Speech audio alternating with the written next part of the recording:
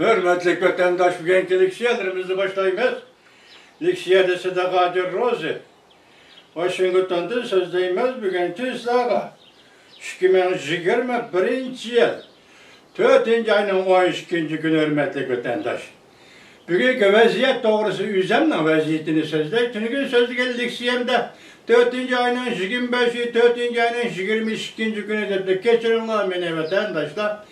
Çünkü adam ki bunda sorun açı cimcitlikni talep kılır. Çünkü bu sözümüz publik sizlerge vatandaşlarına olduğu bardağı boğuşka adam biraz ciddi işide. Her katımda muşuna vakti adamın ağzı san, malumat, ay çiztakülle hata çıkıp bitip kalıdıyken şunun için beni geçirinler. Birincisi ötken yıl 1. ayının 26. günü diyen sözünü ötken yıl 12. ayının 26. günü de tüzüp anlanlar.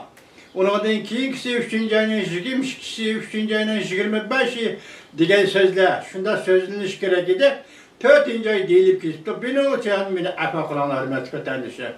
Bu benim vaziyetim. Şimdi bugün sizlerle sözdeydiğim leksiyelerimizden mavzusu bunda.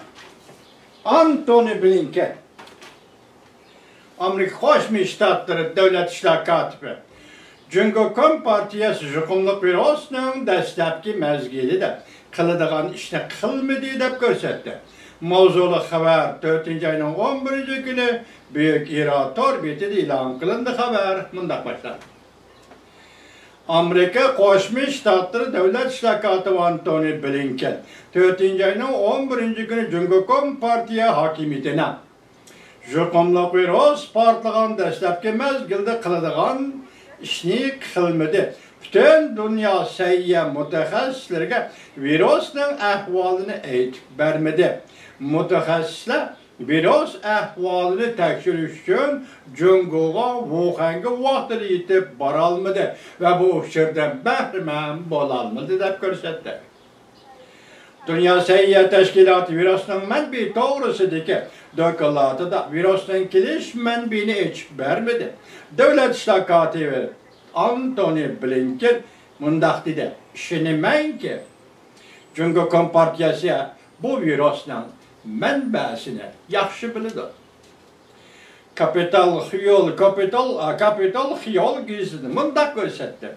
Devlet İşler Katibi Antony Blinken Amerika Memleketlik Radyo Şirketi NBC programmasının ziyaretini kabul kılganda Beycan Jukumluk Bürosu mesuliyetini üstüge eliş cihette burunqı seliş durganda gepine texemi qattıqlı çıqa başladı.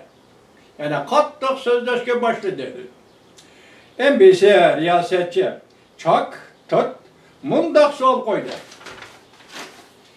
Jukumluk Bürosu'nun mənbi meselesi de Dünya Seyye Teşkilatı destekli dokulatı da her qandaq meseleni hal kılalmıdır. Sen Cumhuriyet Partiyası bu cevabını biledi dep qaramsan. Ular yoşurub atamdı. Qandaq. Men Cumhuriyet Partiyası biledi. Cevabını biledi dep qarayman dep cevap verdi Devlet İşler Katibi Antony Blinken. Men mundaq hesaplayman. Jukumluk Bürosu partlığın deslepki mezgilde Cumhuriyet Partiyası kılıdığı işte kılmadı. Del vaxtıda xalqara mütehassislerini teklif kılmadı. Del vaxtıda uçuruğa ega kılmadı. Yani del vaxtıda hakiki aşkarlaşını işqa aşırmadı. Demek virüs bu kadar tarqaldı, muş işlerini kılış gerekli. Cumhuriyet Partiyası bu işlerini kılmadıydı. Devlet İşler Katibi Antony Blinken bir cümle toluqlap mundaq gösterdi.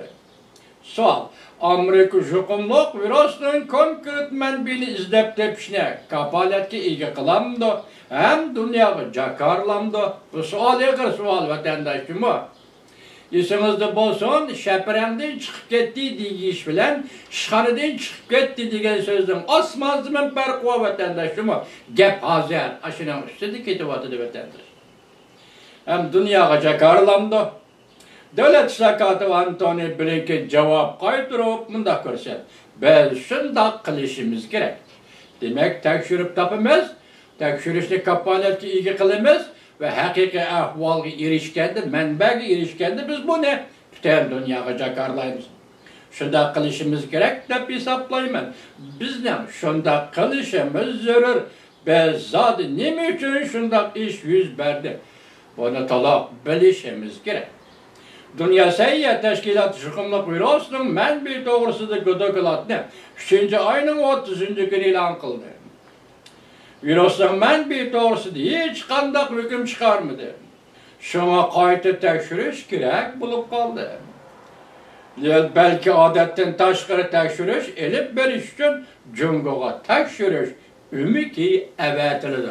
Ahirki cümleki dikkat kılamat kardeş, hesap emez. Dünya Seyyah Teşkilatı tekşürdü, dokulat yazdı. Xitay olimleriyle birleşip dokulat yazdı, hesap emez.